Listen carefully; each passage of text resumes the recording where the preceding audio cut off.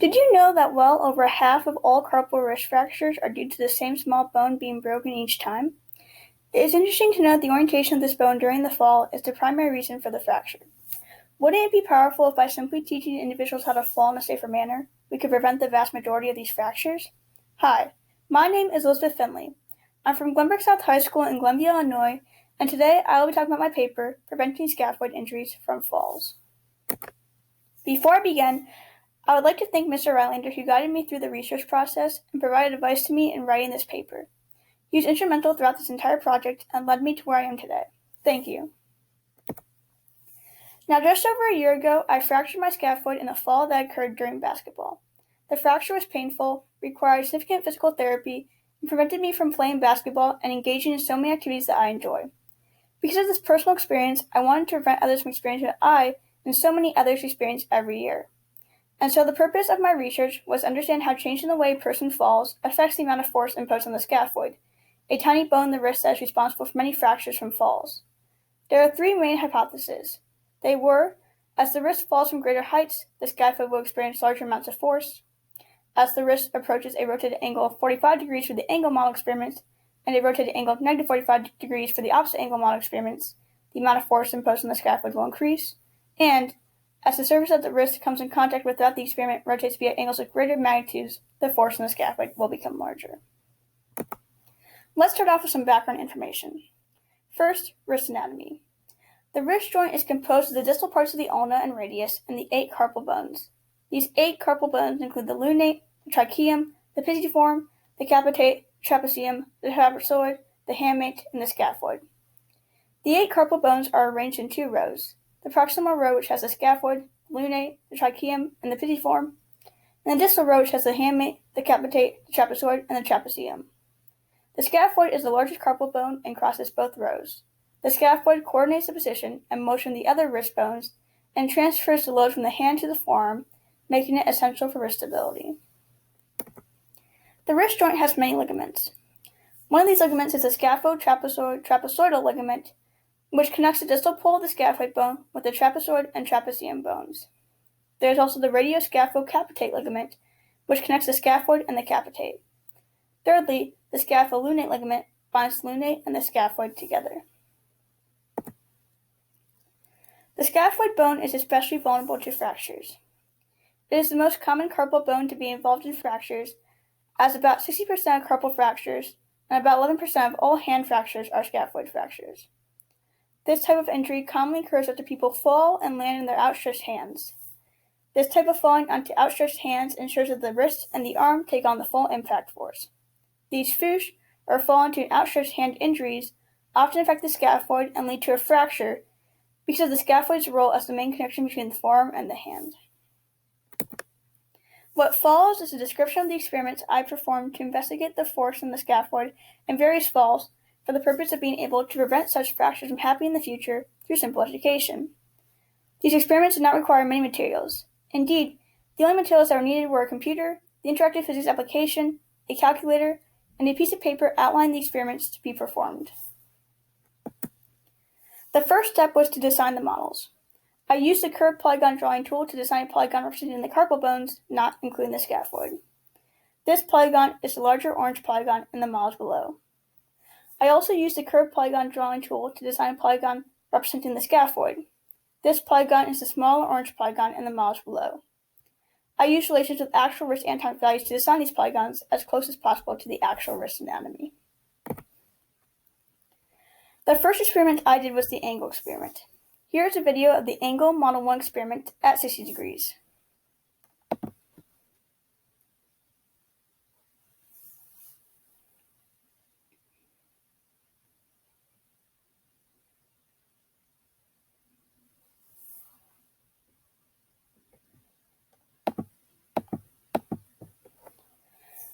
For this experiment, the independent variable was the angle that the model was rotated to.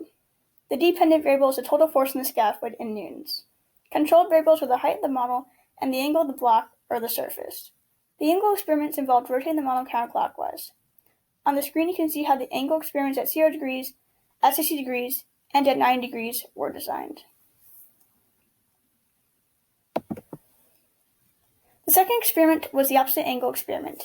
Here is a video of the opposite angle Model 1 experiment at negative 60 degrees.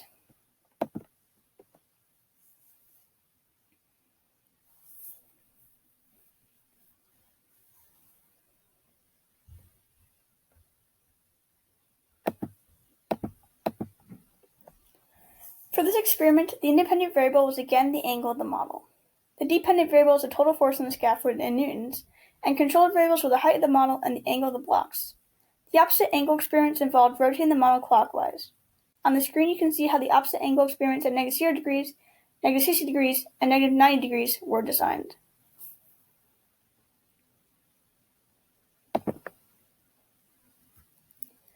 The third experiment was a height experiment.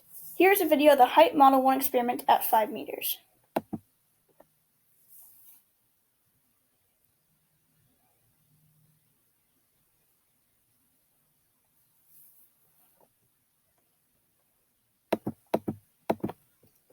The independent variable for this experiment was the height of the model.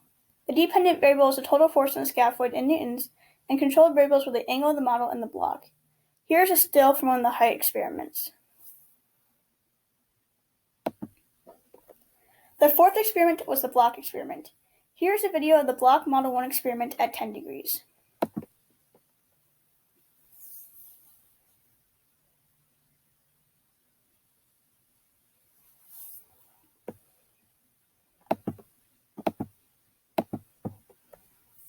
The independent variable is the angle of the block. The dependent variable is the total force on the scaffold in newtons. Controlled variables were the angle and the height of the model. On the screen you can see how the block experiments at 5 degrees and negative 5 degrees were designed. The results of the angle experiments saw the one maximum force on the scaffold generally increase to a peak angle and then generally decrease after this peak angle. For Model 1, the one maximum force on the scaffold generally increased in magnitude from 80 degrees up to 55 degrees and then decreased in magnitude from 55 degrees back down to 15 degrees. The maximum force peak for Model 1 was 55 degrees. For Model 2, the one maximum force on the scaffold increased in magnitude from 90 degrees up to 60 degrees, and then decreased in magnitude from 60 degrees back down to 20 degrees. The maximum force peak for Model 2 was 60 degrees. The results of the opposite angle experiments also saw the one maximum force on the scaffold generally increase to a peak angle, and then generally decrease after that peak angle. For Model 1, the one maximum force increased in magnitude from negative 75 degrees up to negative 55 degrees, and then decreased in magnitude from negative 55 degrees back down to negative 0 degrees. The maximum force peak for Model 1 was negative 55 degrees. For Model 2, the one maximum force on the scaffold increased in magnitude from negative 75 degrees up to negative 60 degrees, and then decreased in magnitude from negative 60 degrees back down to negative 0 degrees. The maximum force peak for Model 2 was negative 60 degrees. The results of the height experiment saw the one maximum force generally increase as the height increased. For Model 1, the one maximum force increased in magnitude from 1.5 meters to 7.5 meters overall. For Model 2, the one maximum force generally increased in magnitude from 2 meters to 8 meters. The results for the block experiments generally saw the one maximum force go through 3 major shifts between increasing force and decreasing force. For Model 1, its trend consisted of 3 peaks at negative 25 degrees, 0 degrees, and 20 degrees, where the one maximum force changed from increasing magnitude to decreasing magnitude. For Model 2, its trunk consisted of 3 main peaks at negative 30 degrees, 0 degrees, and 15 degrees, where the one maximum force changed from increasing magnitude to decreasing in magnitude. The main sources of error that might have affected the conclusion were connected to the design of the models. One source of experimental error with the models was scaling error, which occurred due to the type of computer program that was used. Since this computer program was set up in the units of meters and kilograms, instead of the more relatable anatomical units of millimeters and grams, the masses of the tube polygons and the lengths of the springs in the program required approximations found from scaling everything up. Another potential source of error comes from the design of the shape of the polygons that make up the models used in these experiments, as they are done with freehand computer drawing and are thus not entirely anatomically accurate.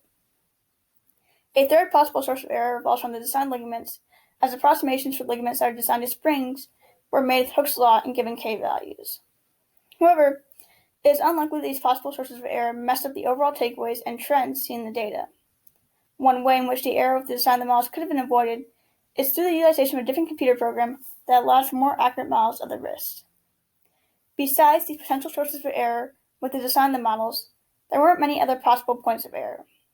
While most projects usually have possible measurement errors in their results, these experiments did not have that, as the data came from interactive physics, which is a computer program. In conclusion, with the knowledge of the results of these experiments, it can be determined that one can decrease the amount of force applied on their scaffold by not falling out onto their hands with their wrist extended. Instead, one should try to fall on their side, avoiding putting immense force on their hands and wrists. However, if you are falling forward and you can't change the rotation of your body and you have to land on your hands, don't stick your hands out fully extended, don't keep your arms stiff, and bend your arms making contact with the ground. While this research and education could have prevented me from experiencing a scaphoid fracture, I did not know that there are better ways to fall. Yet, I hope that in some small way, this research might help others. But remember, the best piece of advice is to just not fall at all. Thank you.